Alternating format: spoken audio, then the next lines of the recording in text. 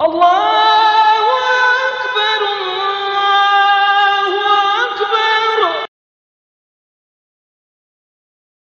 Baginda Nabi pada saat itu berkata kepada sahabat ketika sudah berada di tempat peperangan, sebelum dimulainya peperangan, baginda Nabi kata kepada sahabat, wahai sahabat, nanti Abu Jahal matinya di bawah pokok ini. Wahai sahabat, nanti nama itu matinya di sini. Sahabat pun dalam hati ada yang kata, baginda Nabi, iyo kalau orang itu matinya di situ, atau mungkin justru kami yang matinya di situ, kata para sahabat.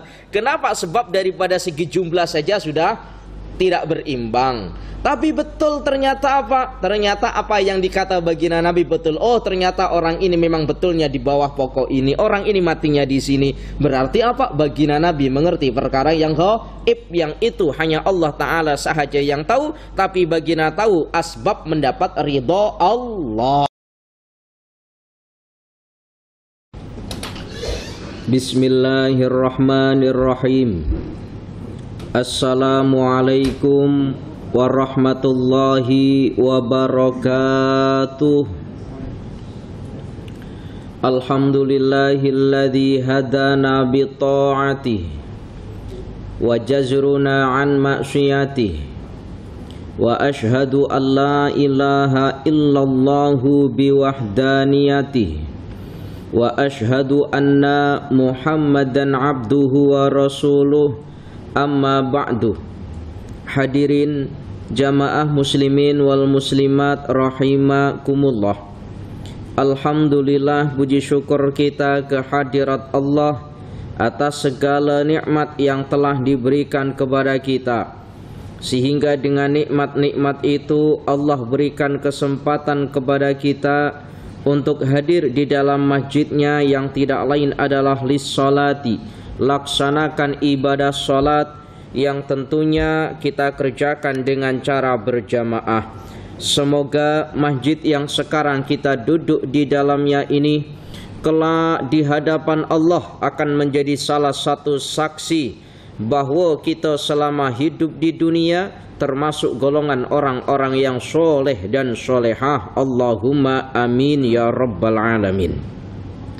Kenapa demikian para jamaah? Sebab Allah di dalam ayat Al-Quranul Karim sampaikan, faman kana yarju liqa'a rabbih falya'mal amalan sholiha wa la yusyrik bi'ibadati rabbih ahada. Dalam surat Al-Kahfi kalau tidak salah, yang ayat yang paling terakhir. Faman kana yarju liqa'a rabbih, sesiapa yang nak berjumpa kepada Tuhannya, maka syaratnya ada dua. Yang pertama, falya'mal amalan sholiha, hendaklah dia beramal soleh. Duduk kita di dalam masjid, iktikaf kita, zikir kita, dengarkan nasihat semacam ini, tidak lain akan tercatat sebagai amal soleh. Kemudian wala yusyrik bi'ibadati rabbih ahada. Syarat yang kedua, jangan pernah menyekutukan Allah, yaitu dengan cara beribadah wahdahu, hanya Allah Ta'ala. Salat kita, sujud kita sebagai bukti bahwa kita hanya menyembah Allah, bukan untuk yang lainnya. Insya Allah kita termasuk golongan orang-orang yang berjaya. Amin ya rabbal alamin.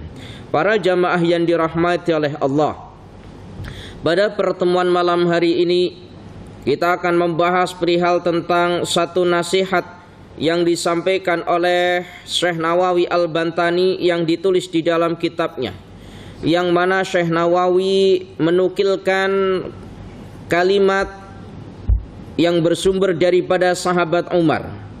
An Umar radhiyallahu anhu annahu qala. Diriwayatkan daripada sahabat Umar, semoga Allah meridhai terhadap sahabat Umar, yang mana sahabat Umar berkata, laula iddi'aul ghaibi, andaikan aku tidak takut disangka sebagai orang yang mengetahui perkara yang gaib. Kata sahabat Umar, laula iddi'aul ghaibi, andaikan aku ini tidak khawatir dan tidak takut disangka sebagai orang yang mengetahui perkara yang gaib, la syahadtu ala khamsi nafarin, niscaya aku akan bersaksi atas 5 golongan. Innahum ahlul jannah, yang mana 5 golongan ini adalah penduduk surga. Semoga kita termasuk 5 golongan ini. Hadis ini hadis, tapi hadisnya mauquf. Hadis itu ada yang dinamakan hadis sahih, ada yang dinamakan hadis hasan, ada yang dinamakan hadis marfu', ada yang dinamakan hadis mauquf, ada yang dinamakan hadis dhaif. Apa itu hadis mauquf? Hadis mauquf ini perawinya tidak sambung sampai kepada baginda Nabi, tidak sambungnya itu terputus, sanadnya itu tidak sampai kepada baginda Nabi. Maknanya begini, ada perawi hadis nomor pertama, ada perawi hadis nomor 4, dia merawikan hadis daripada nomor 3. Nomor 3 ini tidak diketahui dia merawikan hadis daripada siapa. Nah ini maknanya terputus, tidak sampai kepada baginda Nabi sallallahu alaihi wasallam. Nah hadis ini diriwayatkan oleh sahabat Umar, tetapi tidak diketahui sahabat Umar itu tahu daripada siapa. Dan tidak ada hadis pembanding.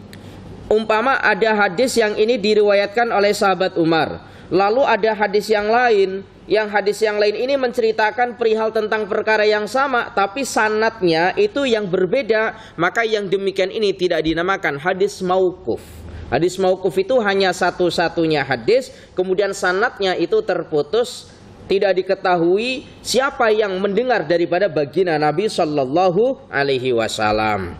Para jamaah yang dirahmati oleh Allah, kata sahabat Umar, aku ini bila tidak takut disangka sebagai orang yang mengetahui perkara yang gaib, maka aku akan bersaksi atas 5 golongan, yang 5 golongan ini merupakan penduduk surga. Kenapa perkara yang gaib itu merupakan rahasia Allah, tak ada yang tahu, hanya Allah Ta'ala saja yang tahu.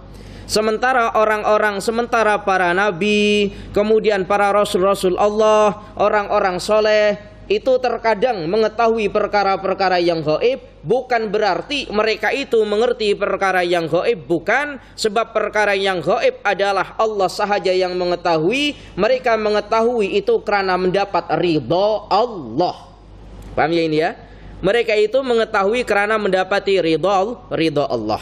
Para jamaah yang dirahmati oleh Allah, termasuk di antara kematian. Mati itu perkara yang gaib, tidak ada orang yang tahu, enggak ada.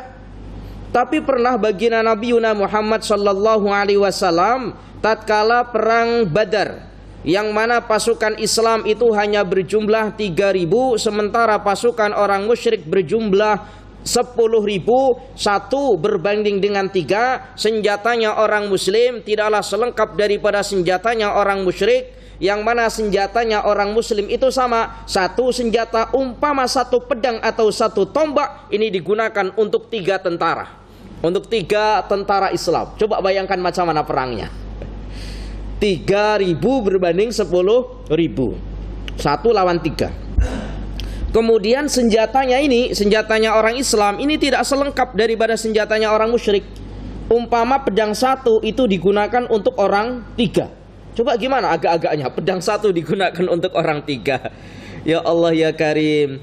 Tapi baginda Nabi pada saat itu berkata kepada sahabat ketika sudah berada di tempat peperangan, sebelum dimulainya peperangan, baginda Nabi kata kepada sahabat, wahai sahabat, nanti Abu Jahal matinya di bawah pokok ini.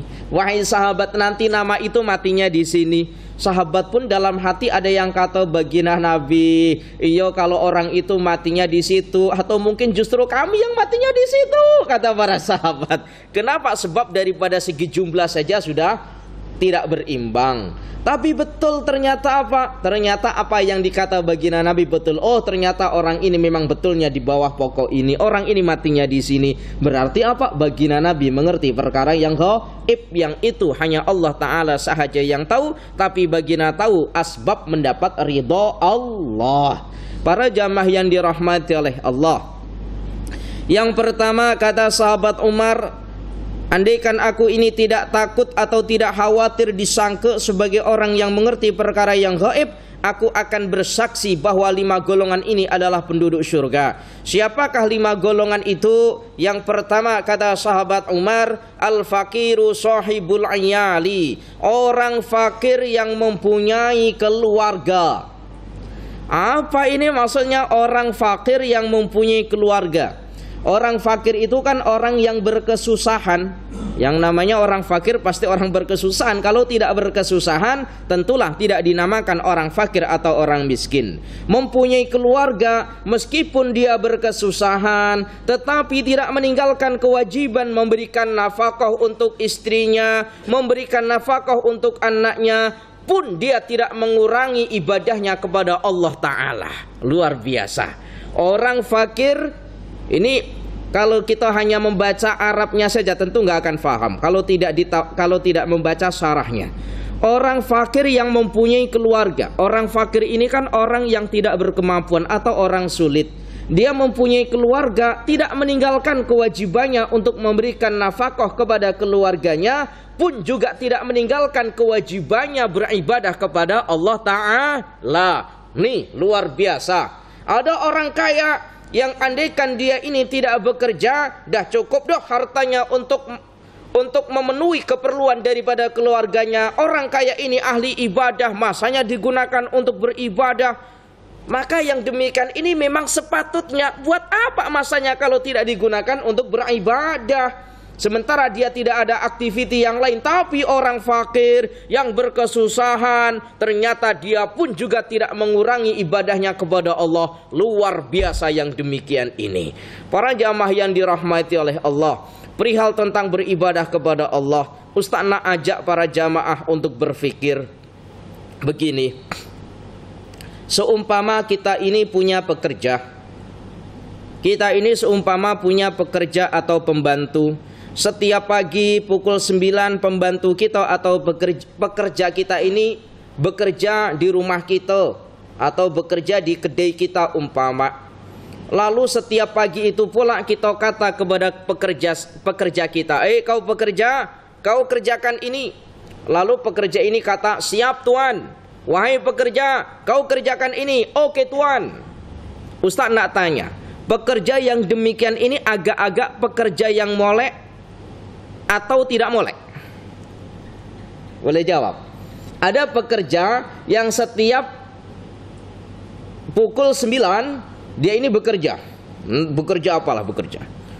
Lalu setiap pukul 9 itu kita kata kepada pekerja itu, wahai pekerja, kamu kerjakan ini. Siap tuan. Wahai pekerja, kamu kerjakan ini. Oke tuan. Agak-agak pekerja yang demikian ini pekerja yang molek apa tidak? Molek ya? Molek. Bukan pekerja yang molek. Kenapa? Sebab dia punya kewajiban, melakukan kewajibannya itu karena disuruh oleh tuannya. Dia kan sepatutnya punya kewajiban bekerja tadi itu. Tapi dia bekerja bila tuannya menyuruh, hei pekerja, kerjakan ini. Oke tuan. Kalau pekerja yang molek tanpa harus disuruh pun dia terus akan mengerjakan. Betul kan? Dah, apa hubungannya dengan ibadah? Begini para jamaah, kita itu kan hamba Allah, punya kewajiban. Kewajiban kita apa? Umpama sholat. Ayo, Ustaz saya ajak berpikir. Kita ini hamba Allah, punya kewajiban berupa sholat.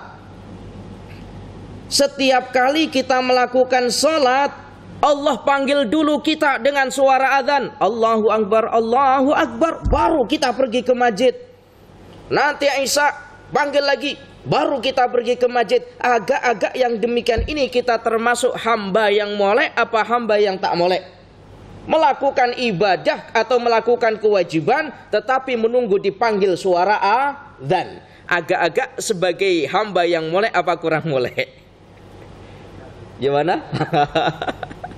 Sepatutnya bagaimana? Tanpa harus dipanggil pun, karena itu kewajiban kita. Dah dikumandangkan suara Allah, dikumandangkan suara adzan, Allahu Akbar, Allahu Akbar, kita sudah duduk di masjid. Ya Allah, saya sudah siap ya Allah. Sudah duduk di masjid tanpa harus dipanggil untuk pergi ke masjid. Sepatutnya kan semacam itu. Agak-agak kita macam mana? Ya Allah ya Karim, ternyata kita jauh daripada hamba yang molek. Agak-agak faham tak apa yang saya sampaikan? Faham ya? Kewajiban tidak harus kita diperintah untuk melaksanakan. Kalau semisal hamba yang molek, tak harus diperintah atau tak harus diingatkan, dia sudah bersiap-siap mengerjakan. Para jamaah yang dirahmati oleh Allah, di dalam satu hadis baginda Nabi Muhammad sallallahu alaihi wasallam, baginda Nabi menjelaskan, wa miftahul jannati hubbul masakini wal fuqara'i. Rasulullah sallallahu alaihi wasallam bersabda, wa miftahul jannati, dan kunci surga, hubbul masakini wal fuqara'i, adalah mencintai orang fakir, mencintai orang miskin. Baginda Nabi sabda, kunci surga itu adalah mencintai orang miskin, orang fakir. Baginda Nabi Ibrahim alaihissalam, Allah berikan gelar Khalilullah, yang artinya kekasih Allah. Macam mana Nabi Ibrahim oleh Allah diberikan gelar Khalilullah? Nabi Ibrahim punya kebiasaan, Nabi Ibrahim tak akan mula makannya sebelum dia. Jadi Nabi Ibrahim ini tak akan mula makan sebelum ia menjumpai orang fakir atau orang miskin untuk diajak makan bersama Nabi Ibrahim alaihissalam. Meskipun harus berjalan berkilo-kilometer lamanya atau jauhnya, Nabi Ibrahim akan tetap cari mana orang miskin, mana orang fakir, lalu diajak makan bersama Nabi Ibrahim alaihissalam. Karena belas kasihannya Nabi Ibrahim kepada orang fakir, orang miskin, maka Allah pun berikan gelar Khalilullah, kekasih Allah. Subhanallah, tabarakallah. Para jamaah yang dirahmati oleh Allah, dalam ayat Al-Qur'anul Karim secara sharih Allah jelaskan, ara'aital ladzi yukadzibu biddin fadzalikal ladzi yad'ul yatim wala yahuddu ala ta'amil miskin. Apa maknanya ara'aital ladzi yukadzibu biddin? Tahukah engkau orang-orang yang mendustakan agama, seolah-olah dia taat kepada Allah tapi taatnya dusta, seolah-olah dia mengerjakan semua perintah-perintah Allah tapi mengerjakannya dusta. Siapakah mereka? Fadzalikal ladzi yad'ul yatim. Mereka itu adalah yang menghardik, yang menganiaya anak yatim. Anak yatim tak boleh makan, tak boleh minum. Anak yatim tak boleh belajar, tak ada biaya. Kita ini sebagai jirannya sebenarnya boleh bantu mereka, tapi kita tutup mata. Para jamaah yang dirahmati oleh Allah, akhirnya apa? Mereka tak boleh meneruskan sekolahnya, tak boleh meneruskan pondoknya. Ya Allahu ya Karim. Para jamaah yang dirahmati oleh Allah, sekarang kita ini tengah kampanye besar-besaran perihal tentang Palestina, penderitaan orang-orang Palestina. Silahkan, kita ini semuanya prihatin dengan warga, dengan orang-orang Palestina yang ada di negara sana. Tetapi jangan lupa juga mungkin ada kanan kiri jiran kita, depan belakang jiran kita yang mungkin juga sama, tak boleh makan. Anak yatim tak boleh makan. Yang jauh nampak jelas di mata kita, tetapi yang dekat kadangkala kita tidak mengetahuinya. Ya Allahu ya Karim. Para jamaah yang dirahmati oleh Allah, didahulukan yang mana Ustadz? Dahulukan yang dekat. Dahulukan yang dekat. Wala yahuddu ala ta'amil miskin. Termasuk mereka-mereka yang mendustakan agama adalah wala yahuddu ala ta'amil miskin, dan tidak menganjurkan memberi makan terhadap orang-orang miskin. Para jamaah yang dirahmati oleh Allahu ya Karim. Saat ini mengajar Kak Pondok ini ya ada beberapa pelajar yang yatim. Alhamdulillah 3 tahun atau 4 tahun sudah duduk Kak Pondok. Daripada awal tak boleh baca Al-Quran, kemudian sekarang boleh baca Al-Quran, diberikan semua biayanya.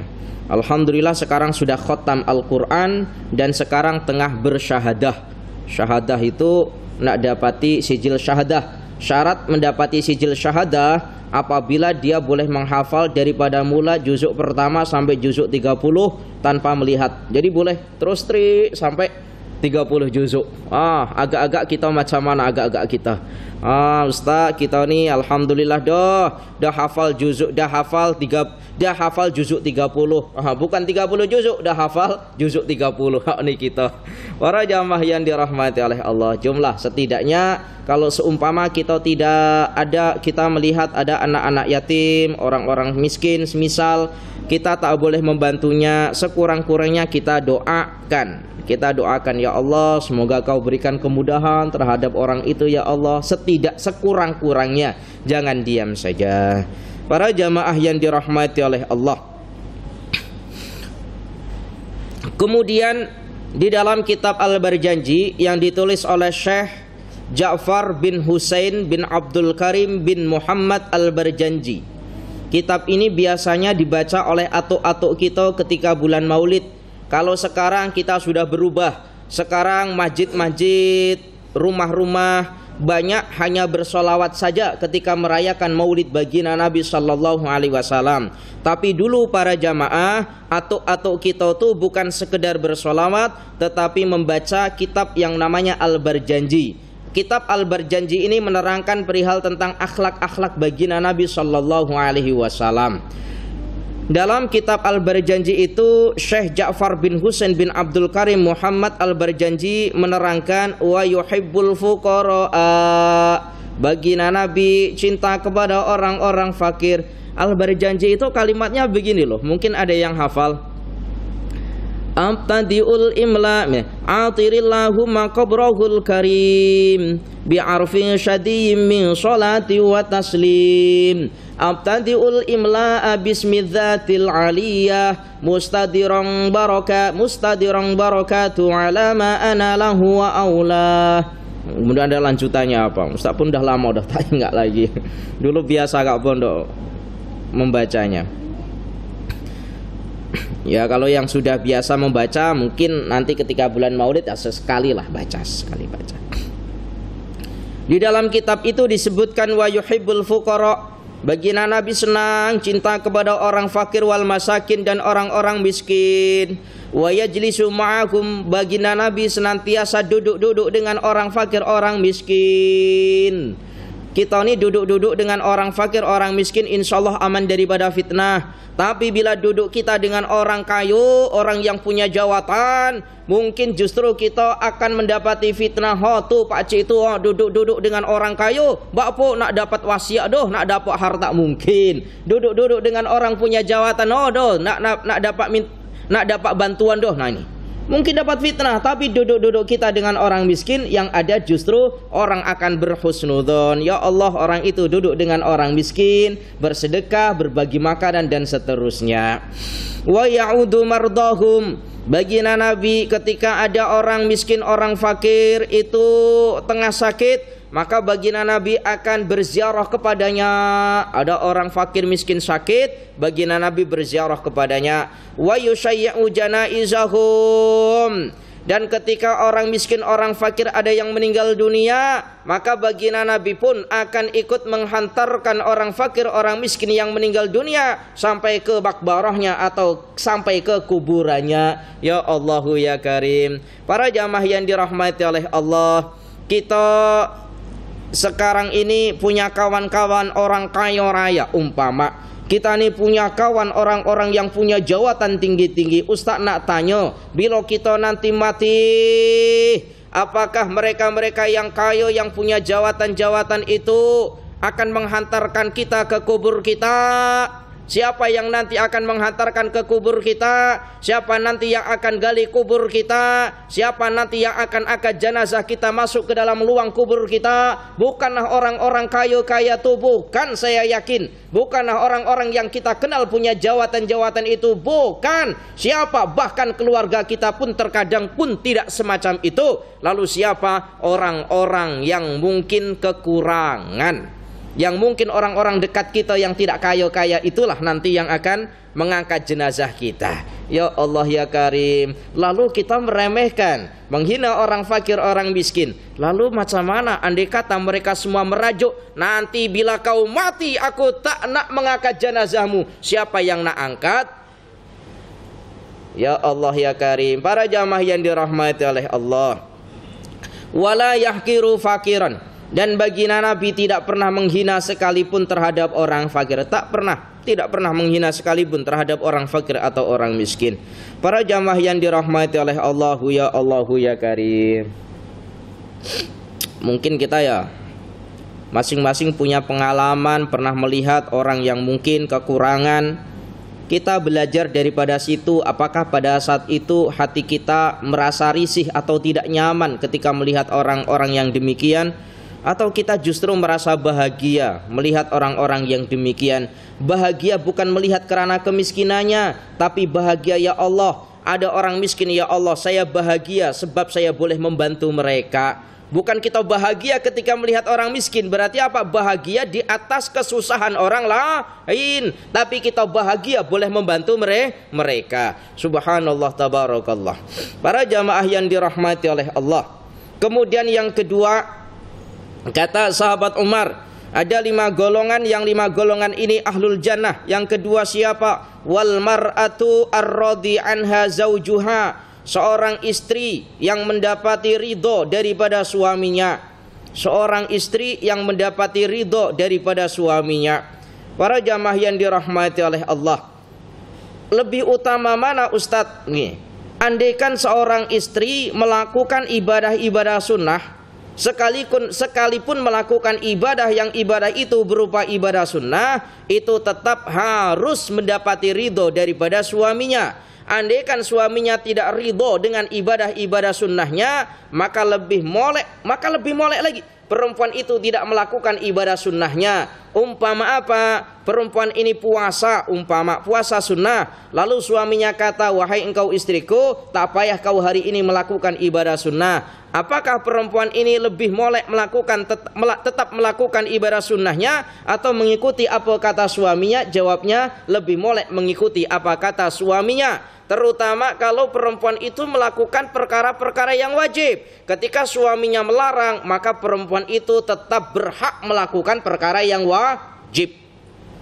Masya Allah, tabarakallah. Para jamaah yang dirahmati oleh Allah, di dalam satu riwayat, wa an Ummi Salamah radhiyallahu anha, diriwayatkan daripada Ummu Salamah radhiyallahu, semoga meridhoi siapa Allah anha terhadap Ummu Salamah. Qala, telah berkata siapa Rasulullah sallallahu alaihi wasallam, ayyuma mra'atin matat, mana-mana perempuan yang mati, wa zaujuha anha radin, yang mana perempuan ini mendapatkan ridho daripada suaminya, dakhalatil jannata, maka perempuan itu masuk ke dalam surga.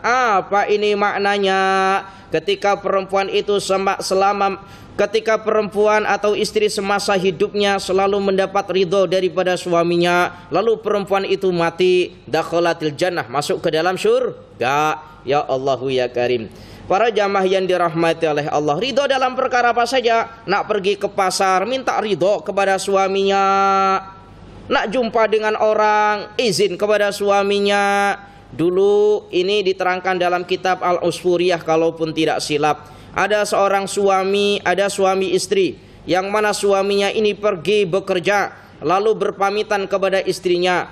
Ketika dia berpamit, suaminya berkata kepada istrinya, wahai istriku, jangan pernah engkau keluar daripada rumah selagi aku belum balik daripada pekerjaanku. Ternyata suaminya sehari itu tak balik, kemudian esoknya baru balik. Ketika suaminya pergi, ada orang yang datang ke rumah daripada perempuan itu, memberitahukan bahwa ayahnya meninggal dunia. Wahai perempuan, ayahmu meninggal dunia, tengoklah wajahnya sebelum ayahmu dikuburkannya.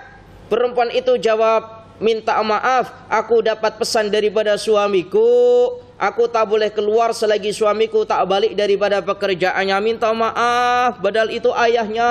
Ya Allah ya Karim. Sedih, mungkin perempuan sedih, tetapi lebih afdal lagi mentaati terhadap apa yang disampaikan oleh suaminya. Ketika suaminya balik daripada bekerja, ceritalah perempuan ini, wahai suamiku, baru saja ayahku meninggal dunia, aku diberikan kabar. Lalu suaminya pun berkata, kenapa engkau tidak pergi untuk menjenguk daripada jasad ayahmu? Macam mana aku tak dapat ridho daripada engkau, wahai suamiku? Katamu aku tak boleh keluar selagi kau tak balik. Dulu tak ada handphone. Kalau sekarang kan boleh telepon, suamiku nak minta izin, doh nih ayahku mati, sekarang boleh. Dulu tak ada handphone, macam mana? Nah ini, ya Allahu ya Karim. Kemudian bersama dengan suaminya ziarahlah ke rumah mertuanya daripada suaminya tadi itu. Di waktu malam suaminya tidur bermimpi berjumpa dengan seseorang yang tidak lain adalah mertuanya atau ayah daripada istrinya tadi itu, mengatakan, wahai engkau laki-laki daripada suami daripada anakku. Aku berterima kasih kepada engkau sebab engkau telah mendidik anak perempuanku menjadi perempuan yang solehah. Asbab dia taat kepada engkau. Asalnya aku di dalam kubur ini nak disiksa oleh malaikat, tapi malaikat itu membebaskan aku daripada siksanya. Kenapa? Sebab karena taatnya anak perempuanku kepada suaminya. Ya Allahu ya Karim. Para jamaah yang dirahmati oleh Allah, cerita yang demikian ini insya Allah boleh dibaca dalam kitab namanya Al-Usfuriyah, kitab namanya. Tidak ada terjemahan bahasa Melayunya, kitab Arab. Para jamaah yang dirahmati oleh Allah, ya Allahu ya Karim.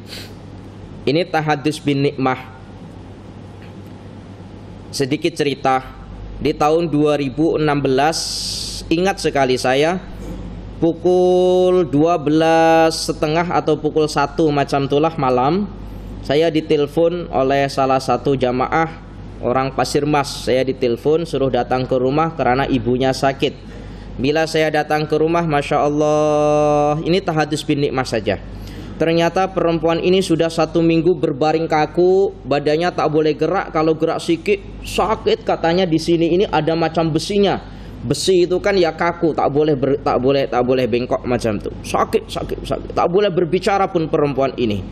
Kemudian saya pun datang, saya cakap-cakap dengan suaminya. Ada apa perempuan ini? Ceritalah suaminya. Tapi nampak di muka daripada suaminya ini nampak sesuatu, ada benda yang lain. Lalu saya coba cerita betul-betul, ada apa perihal tentang istrimu? Lalu ceritalah suami ini, wahai Ustadz, dulu aku ini pernah disakiti oleh istriku sampai aku ini diusir daripada rumah. Rumah ini rumah istriku. Aku betullah bukan orang kaya mana, tapi ketika aku duduk bersama istriku, ada satu masalah, lalu istriku ini sampai usir aku daripada rumah. Aku tak ingat, mungkin ada kata-kata yang terkeluar daripada lisanku, sebab pada saat itu hatiku memang betul-betul sakit, diusir daripada rumah. Aku tak ingat dah apa yang saya katakan. Lalu saya kata dalam hati saya, mungkin Allah peringatkan kepada perempuan itu atau kepada kita bahwa Allah berikan yang semacam itu karena menyakiti daripada suaminya. Mintalah maafkanlah istrimu. Ustadz, sudah saya maafkan Ustadz. Tak cukup engkau kena duduk di samping istrimu lalu kata bahwa engkau wahai laki-laki telah memaafkan daripada istrimu. Lalu duduklah saya paksa. Ini kaki daripada suaminya itu ketika diusir, kemudian dia kerja itu dia insiden, kakinya ini yang satu ini lumpuh. Kemudian minta maaf, cakap dengan istrinya, dibisik-bisik, minta maaf, nangis berdua, Masya Allah tabarakallah. Tidak lama kemudian perempuan ini Masya Allah boleh berbicara. Yang 1 minggu asalnya tak boleh berbicara.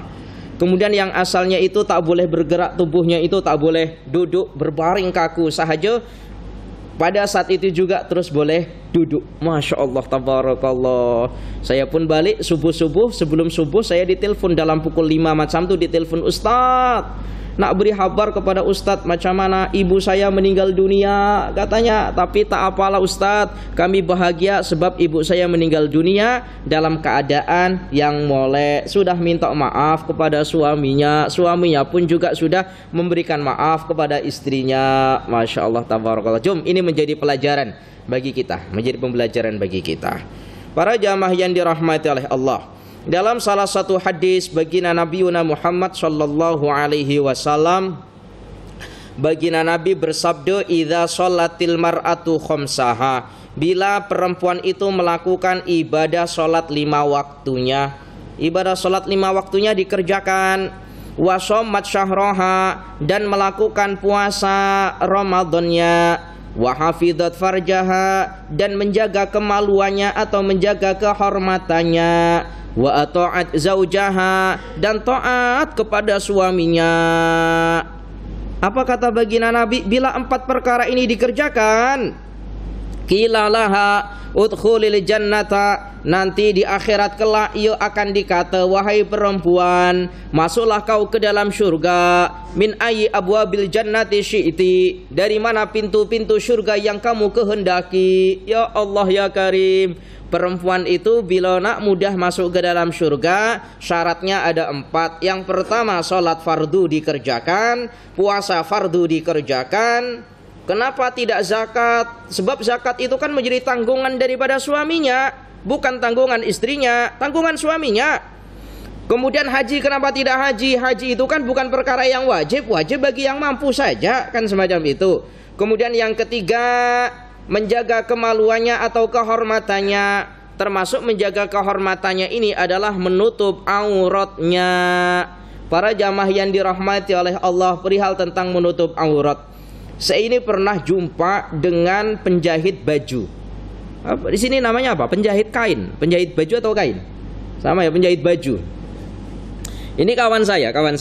Dia ini kerja jahit baju. Baju yang dijahitnya, dia jahit baju lalu dijual. Ini diantara baju-baju yang dia buat itu adalah baju yang minim-minim, atau rok pendek, celana pendek, set macam itu. Saya kata, kamu jahit baju yang semacam ini, kamu buat semacam ini, lalu kamu jual. Bila dijual ada orang yang beli. Bila sudah dibeli dia akan memakainya, lalu menampakkan auratnya. Apakah engkau tidak termasuk orang yang berbuat maksiat? Boleh paham ya kalimat ini ya? Boleh paham. Sebab memberi jalan kepada seseorang untuk berbuat maksiat dengan membuka aurat tadi itu ya. Dengan membuka aurat itu. Lalu saya ini terkejut mendapati jawaban daripada teman saya. Katanya begini, saya ini membuat orang-orang itu mana lah, pokoknya nggak tahu. Orang-orang itu dia ini tak nak memakai baju-baju yang umpama baju Melayu, umpama baju jubah, umpama baju panjang, itu mereka tak nak. Kalau seumpama saya buat yang semacam itu, mereka tetap tak akan beli, dan mereka tak akan beli. Maka satu-satunya untuk mengurangi madharat, apa madharat itu? Mengurangi bahaya yang lebih besar. Maka saya membuat pakaian yang semacam ini. Andaikan saya tidak membuat pakaian yang semacam ini, mungkin justru mereka itu tidak berpakaian. Boleh paham nggak kalimat saya? Mungkin justru mereka tidak berpakaian.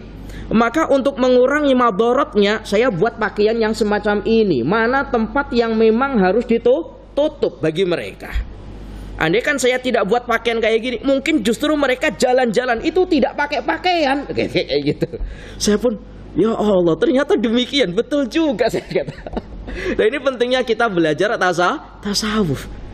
Kita tidak boleh berhusnudzon kepada orang. Kalau demikian tak molek, Kita balik daripada masjid, lalu tengok ada orang duduk ke rumah, lalu kita kata, rugi tak sholat ke masjid.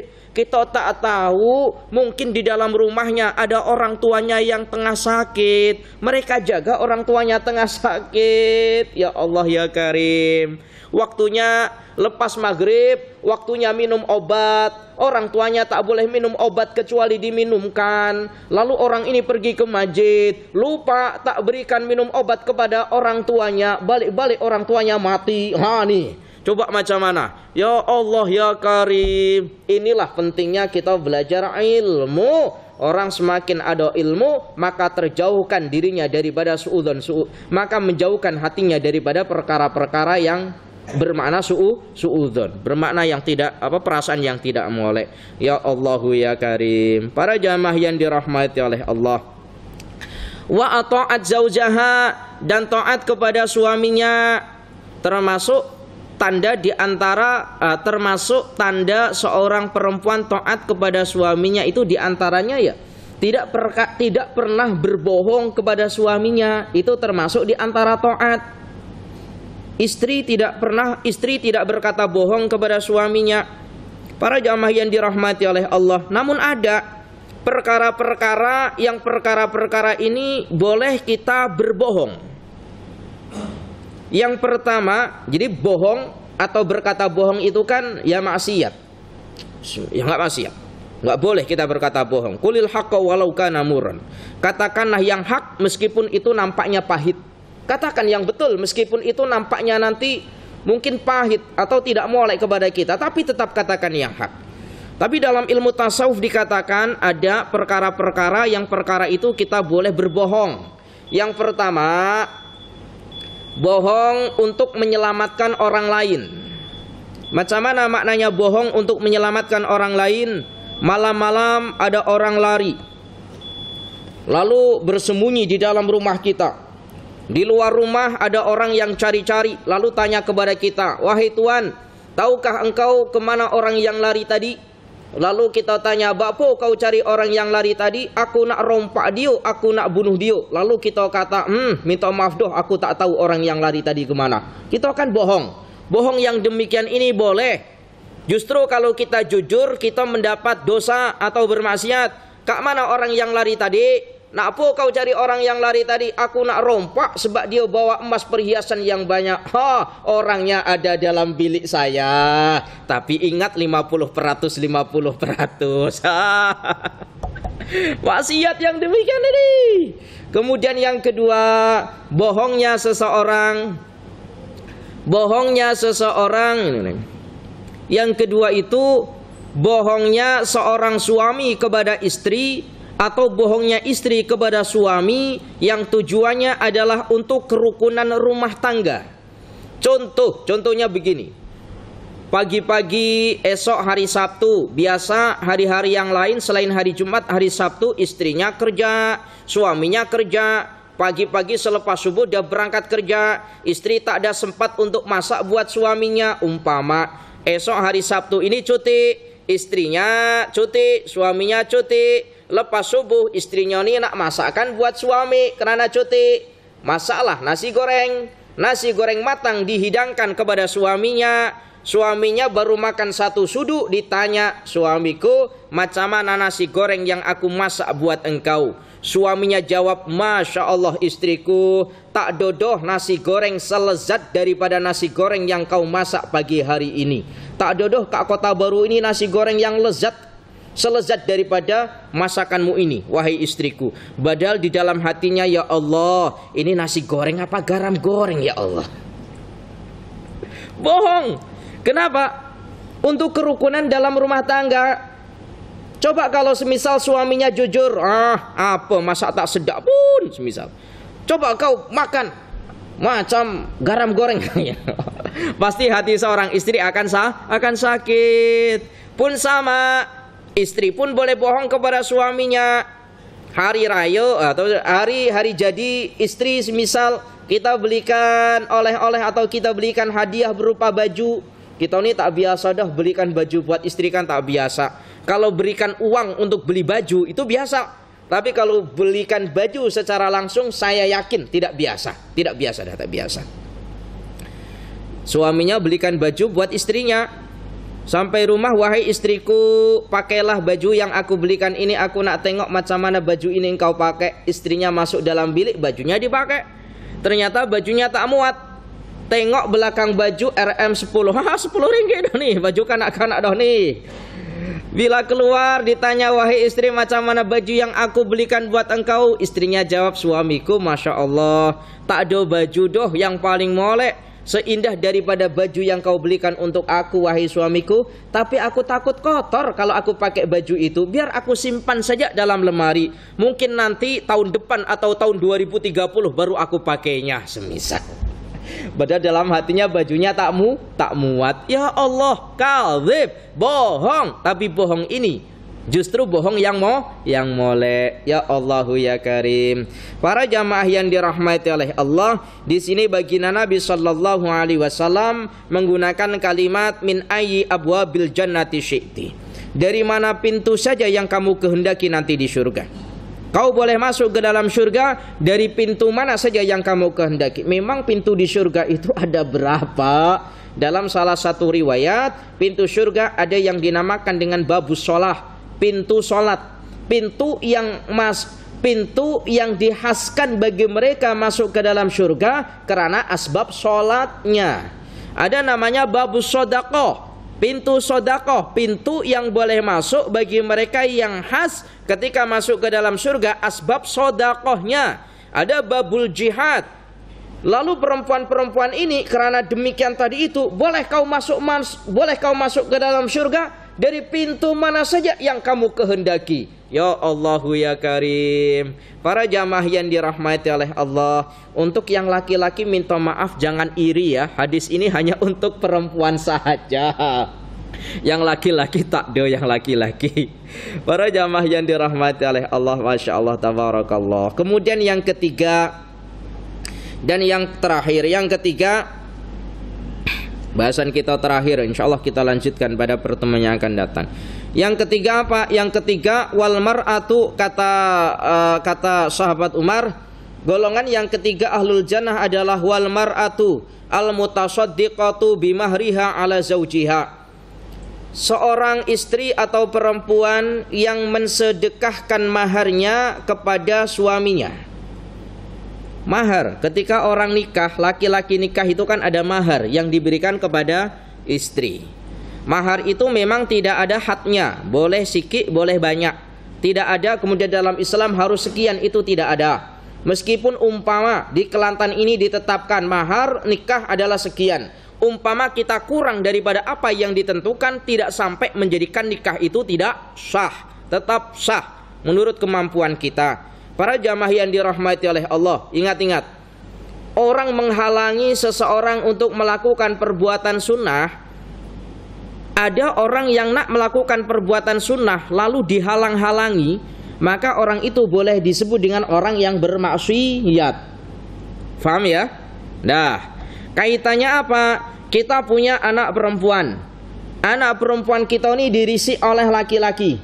Kemudian laki-laki ini diberikan syarat oleh orang tua perempuan ini, wahai engkau laki-laki, bila kau nak nikah dengan anak perempuanku, maka ingatlah maharnya harus 200.000 ringgit. Berat dah.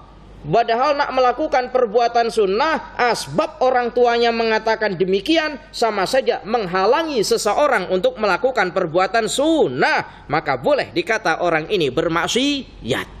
Sikitkan maharnya. Orang nak melakukan perbuatan, orang nak melakukan perbuatan sunnah, nak melakukan kebaikan, malah diberat-beratkan.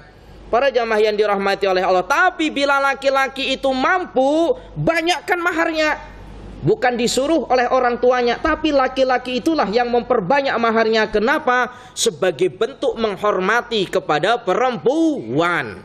Andaikan nanti ternyata selepas nikah tuh, lalu laki-laki ini tak ada modal untuk bekerja, maka mahar yang diberikan oleh laki-laki kepada istrinya itu sangat berkah sekali apabila harta mahar yang diberikan oleh suaminya kepada istrinya digunakan untuk modal kerja. Itu ada satu keterangan. Jadi kalau semisal begini para jamaah, laki-laki berikan mahar yang banyak lah, atau mahar lah, memberikan mahar. Lalu selepas nikah, laki-laki ini nak bekerja tetapi tak ada modal. Perempuannya orang soleh tahu, wahai suamiku, bila kau nak kerja tak ada modal, ini ada modal daripada mahar yang pernah kau berikan kepadaku, gunakanlah untuk bekerja. Mulai, insya Allah hartanya berkah.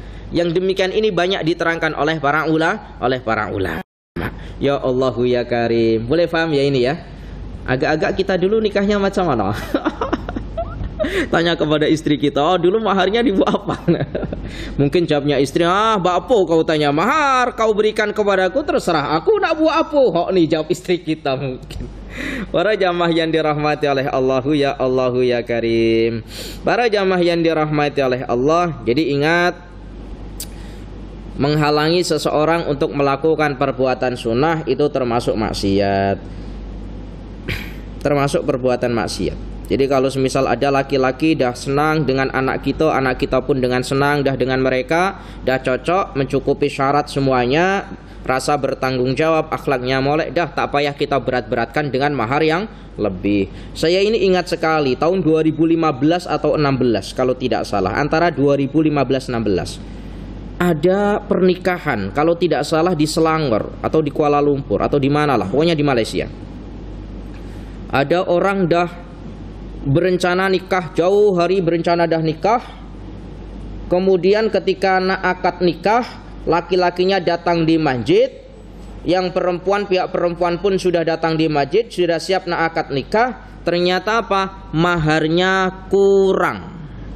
maharnya kurang. Yang asalnya kalau tidak salah 10.000, yang laki-laki hanya membawa 7.000, kurang 3.000. Akhirnya Pak tak jadi nikah, justru bertengkar antara sesama walinya, lempar-lemparan kerusi. Kalau tidak salah tahun 2015 atau 16. Tengok lagi dalam berita-berita itu, insya Allah masih ada. Akhirnya tak jadi nikah. Ya Allah ya Karim, karena kurangnya mahar akhirnya tidak jadi nikah. Jom kita jangan berat-beratkan perihal tentang mahar. Para jamaah yang dirahmati oleh Allah, dalam salah satu riwayat kalau tidak salah Sayyidina Ali, beliau bertanya kepada baginda Nabi, wahai baginda Nabi, ketika nak nikah macam mana perihal tentang nikah? Maka cukupkan maharmu meskipun dengan cincin, yang cincin itu terbuat daripada besi. Jadi mahar itu cukupkan cincin, yang cincin itu meskipun terbuat daripada besi. Maknanya apa? Tidak diberat-beratkan. Wallahu alam bisawab. Insyaallah kita lanjutkan pada pertemuan yang akan datang, yang nomor 4 dan yang nomor 5. Insyaallah ini panjang bahasanya, kita lanjutkan pada minggu hadapan insyaallah. Al-afu minkum, mohon maaf apabila ada kesalahan. Assalamualaikum warahmatullahi wabarakatuh.